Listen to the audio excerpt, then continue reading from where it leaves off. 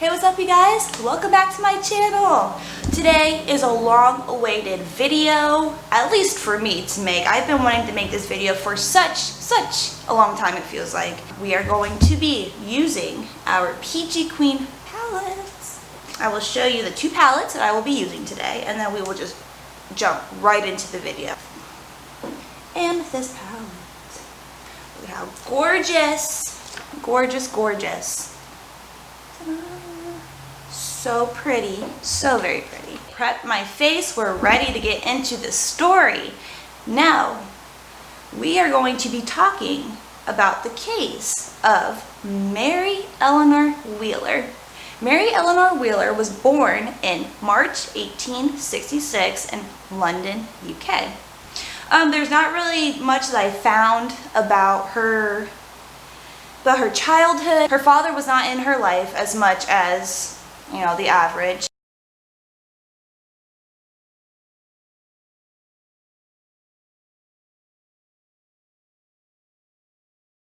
A little bit about Mary. I would say she was kind of kept to herself. Not that I could had many friends, didn't really have family. All she had was her mother and her sisters. I think she had 2 sisters in her life. She didn't really have anybody else. She was also, what I found, known to have epileptic seizures. That'll play a part later in the story. So she was described to have lovely russet hair. These extravagant blue eyes that would just, captivate you. She was about 5'6", normal size. She was described as to be not too pretty, but obviously attractive enough that she had very many admirers in her life. This boy that she had met in her late teens, they ended up really quickly getting married. She was supposedly head over heels for him. He was the same to her. The marriage did not last as long as you would expect. They just didn't work out. So when they split, Mary decided to just take his last name. I don't know why she decided to take his last name. I guess she just, you'll find out.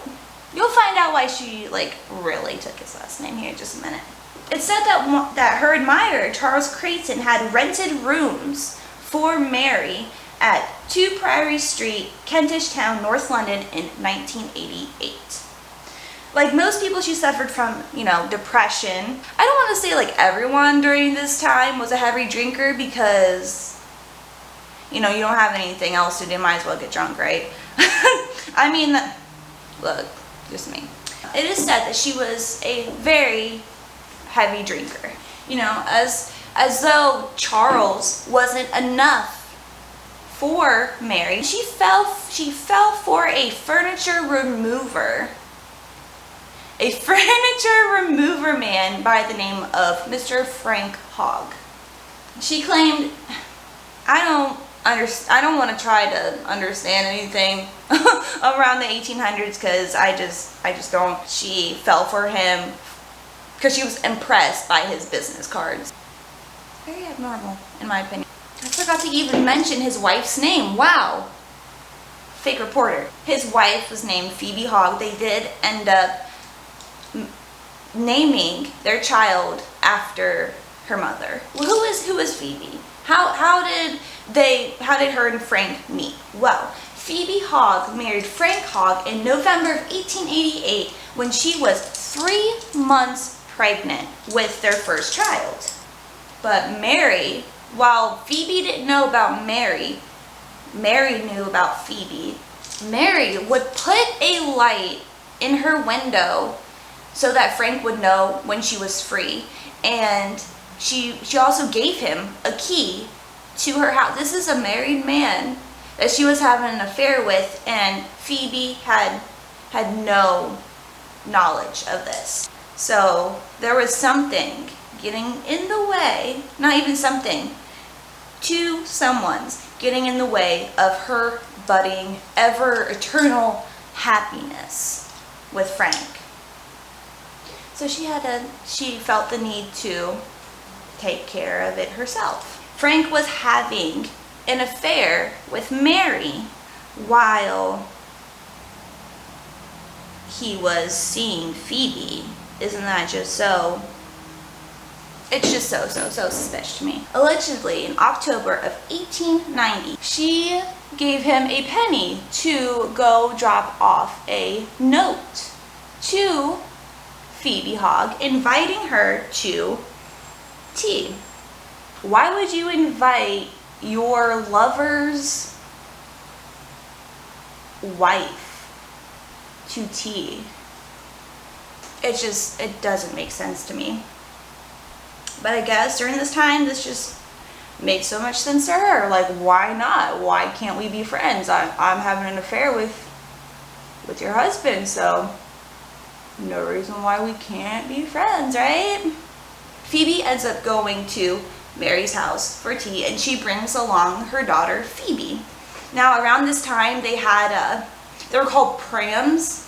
I don't know if anybody's ever seen Witches, but like that's the only time I have ever heard that word is pram. It's a baby stroller.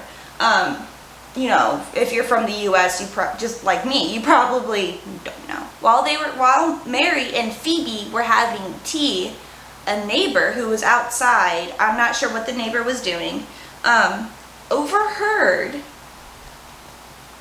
glass breaking in the kitchen. And, you know, she called over like, Mary, are you okay? Like, you know, like speak to me, like what's going on? And she didn't hear anything back. At 7 p.m., a woman's body was found on Crossfield Road by a man coming home from work. Like, what are the odds you're just wanting to go home? You know, you had a long, exhausting day at work, and you come across a dead body in the street.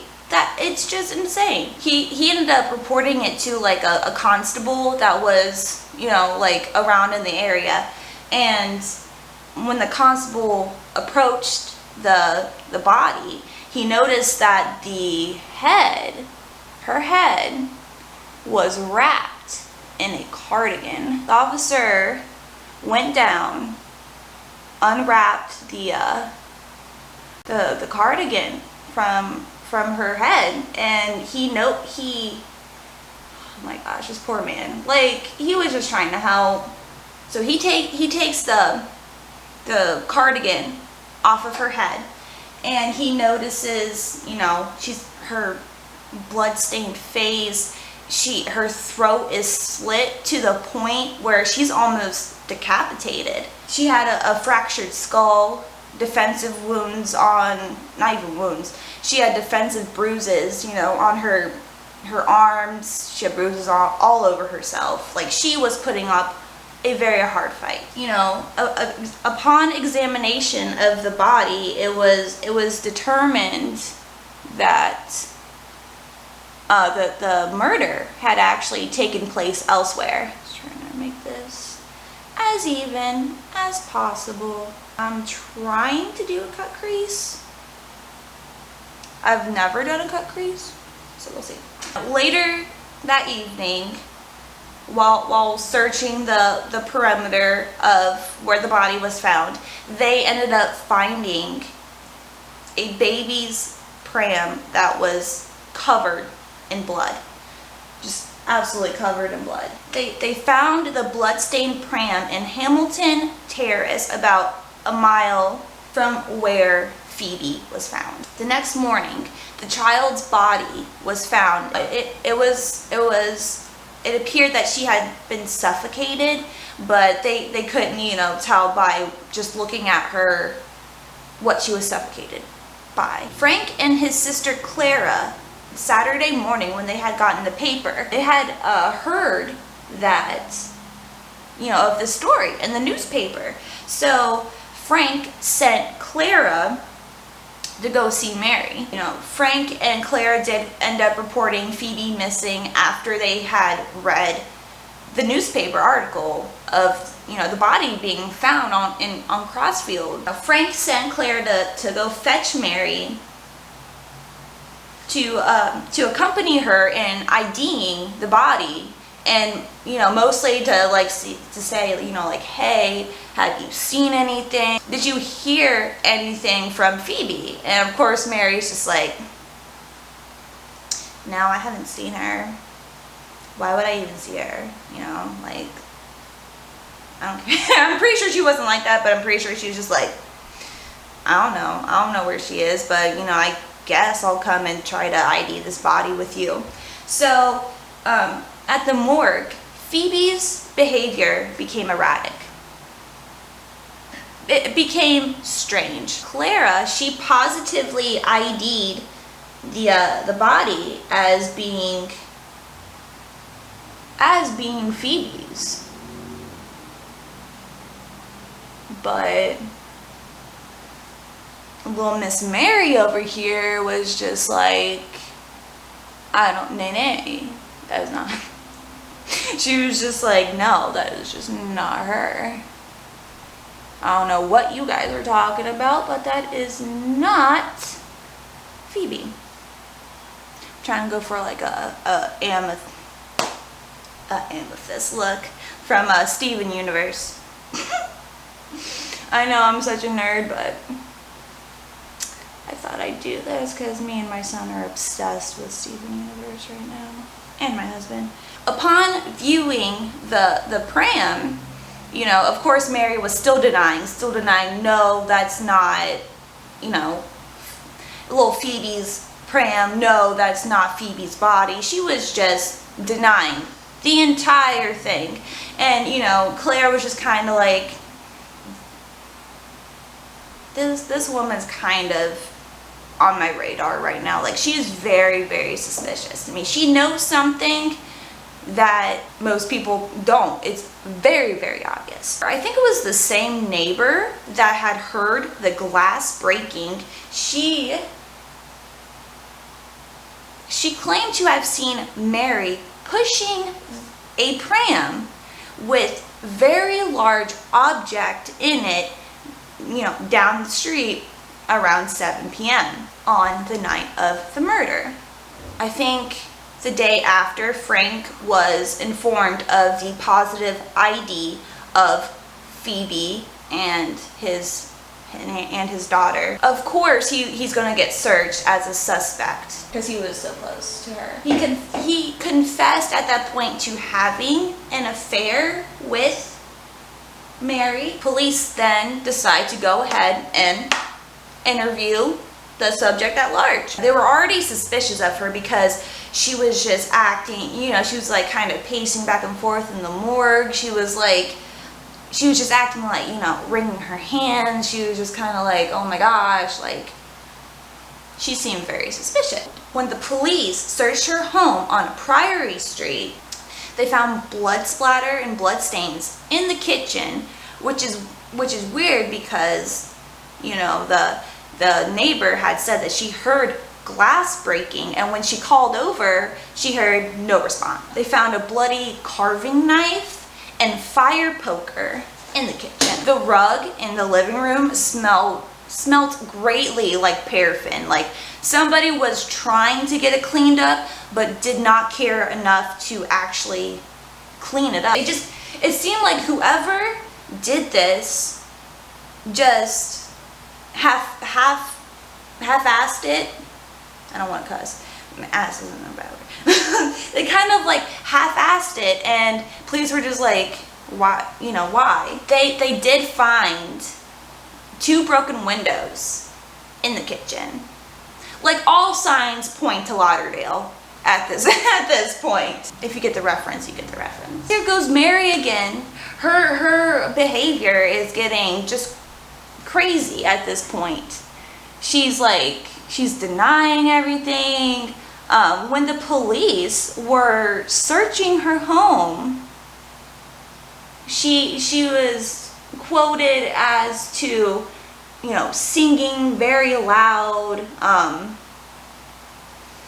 whistling really loud. She was sitting down at the piano playing it, like trying to distract the police from finding whatever that they were trying to find, even though the entire place was an evidence crime scene. This woman is funny. When the police came up to question her, you know, about the blood stains on the rug, she was quoted as to saying, you know, I've been killing mice, killing mice, killing mice. Like, okay, you're killing mice, killing mice. Why you gotta be like screaming and hollering it? Not sure. Very, very suspicious, Mary. Very suspicious. You know, it was at this point that Detective Inspector Bannister just decided to, he was on the scene, he was interviewing her, he was like, look, I've had enough of you. I'm putting not cuffs. I don't know if they had cuffs in the 1800s, but they're like, you're under arrest. And they just threw her in jail that same day. All right, so I am going to kind of finish this up and I will be right back. When Mary was searched, they found the 2 wedding bands. They found scratches, you know, her neck, on her hands, bruises, just the obvious signs that there was a struggle. She had fought with somebody. And Mary was put in custody and appeared at a committal hearing at the Marylebone Police Court on October 28th. Of the same year. Mary had, like I said earlier, she had epilepsy, so she had somebody to take care of her on occasion. Her name was Sarah Sawhill, and Mary actually confided in Sarah. Mary was starting to spill the tea just a little bit to Sarah. Mary was spilling the tea to Sarah about what Mary had done. While there was an ongoing investigation, while she was sitting there in jail, she was telling Sarah what she was doing. Mary told Sarah that, in fact, Mrs. Hogg, Phoebe Hogg, did come over for tea, you know, that day that she had paid the penny to the little boy and, you know, gave her the note, and Phoebe Hogg ended up coming over with her daughter. I also saw that they called her Tiggy, but I'm not too sure. The daughter Tiggy, I'm just going to call her Phoebe. Supposedly, Mrs. Hogg made a remark to Mary, and it obviously offended Mary in some way. Here, let me just start this. It offended Mary in some way. Allegedly, she snapped. Mary, throughout when she was telling Sarah what occurred, she realized halfway that she was incriminating herself. So she immediately stopped talking. Like, she would not say anything else other than the fact, you know, like, I'm innocent of these charges. I don't know why they arrested me. I had nothing to do with it. Even all the evidence and the blood was in my house. Wasn't me. That's not probably what she said, but I'm just guessing that that's what she said.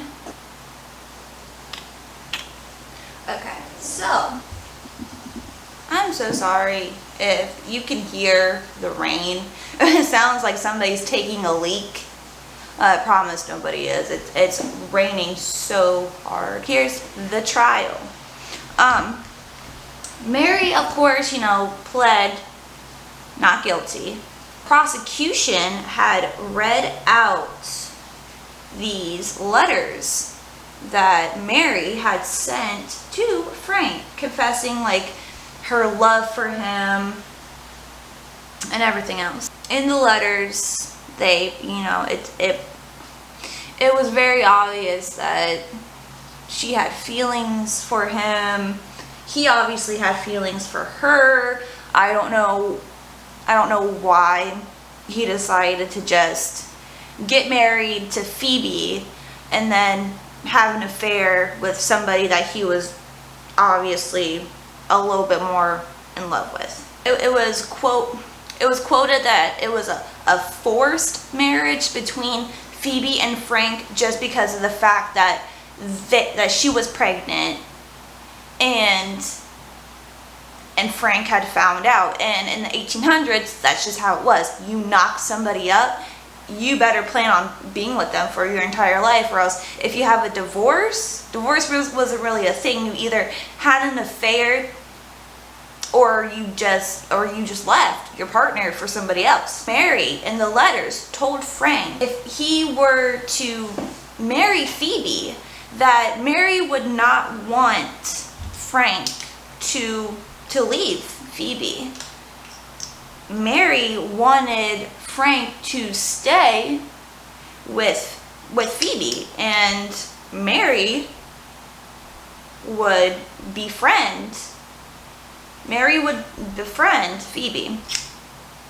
Very, very odd. Like, you're the mistress, and it's just, her logic to me just does not make sense. Just like the same with the way that I'm doing my fucking makeup, it makes no sense. So yeah, that was very, very, very strange in my opinion. Like, I would never want to be friends like with somebody that, but Phoebe did not know. I think that is the reason why really that Mary tried to invite her over for tea, because Mary wanted to inform Phoebe that her husband was having an affair on her. I really, really think that Mary was going to tell Phoebe. And that is what ensued the arguments and what happened to Phoebe. I want to bet you that that's what really happened. Look, the obvious motive, whether she wanted to admit it or not, was that she was jealous of the fact that Phoebe was pregnant. Phoebe was pregnant with Frank's baby, and Mary wanted that. You know, says the woman that's very promiscuous. She obviously had a lot of men just woo her. Like, she had so many admirers, she'd have flowers sent to her house or her apartment by these men.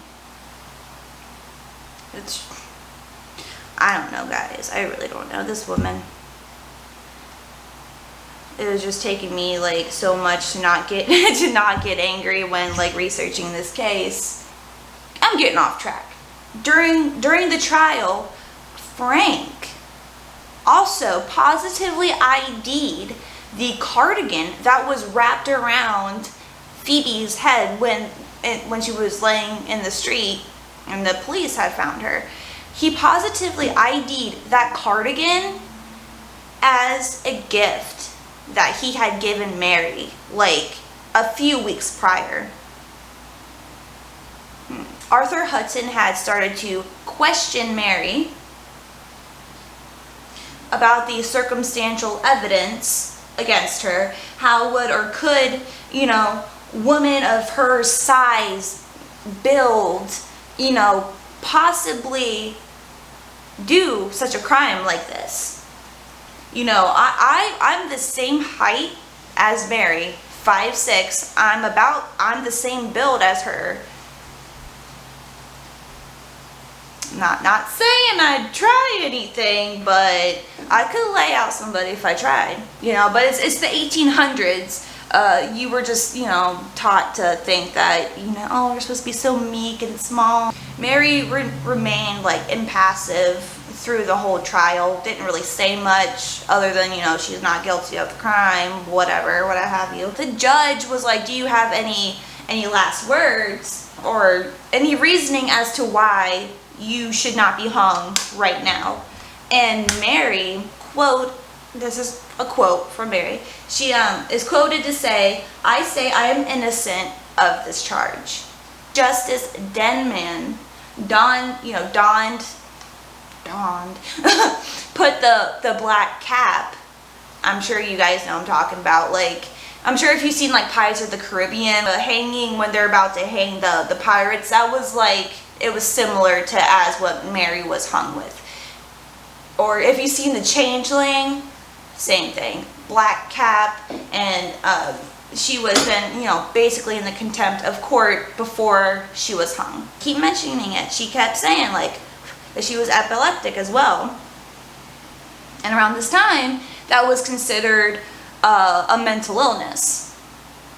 Well, we know now with all of our technology and everything, nowadays that's not necessarily the case. Oh, looking like a drag queen. I look like a Coco Montrese, I think that's her name. Buff, buff, buff, buff, buff, buff. You know, in the 1800s, they didn't really have the information or the technology really to properly diagnose somebody at all. So epilepsy around this time was, you know, said to be like a mental illness, just because people didn't realize what it really did to you.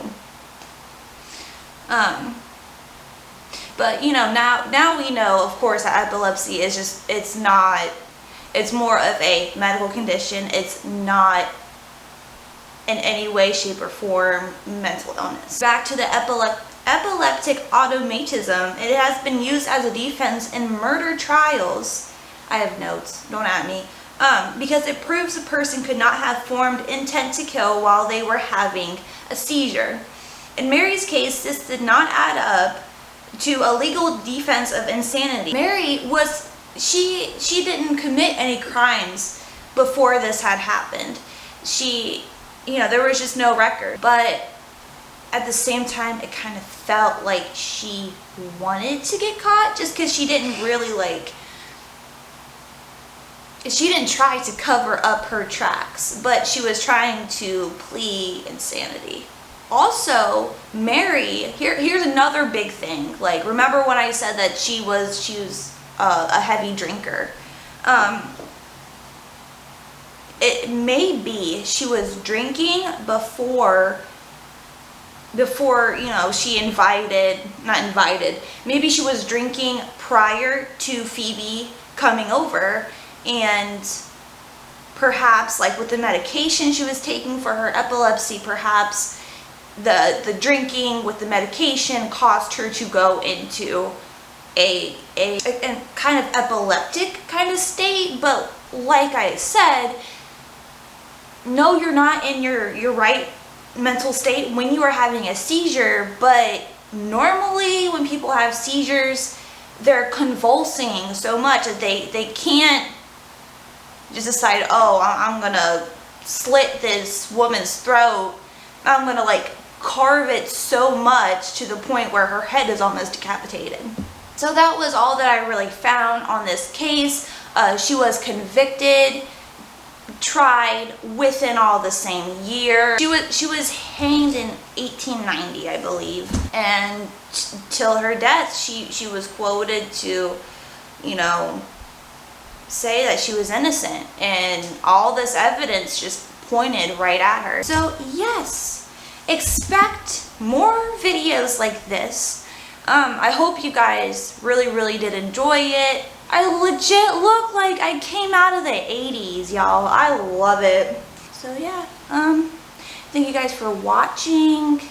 If you have any suggestions for any more true crime that you would like me to cover, I would really love to start getting into videos like this. Like, I've always loved true crime, and that just sounds like such a basic ass white bitch thing to say, and I'm proud of it. I'm so proud of it. Don't listen to me. Okay, bye guys, thank you for watching.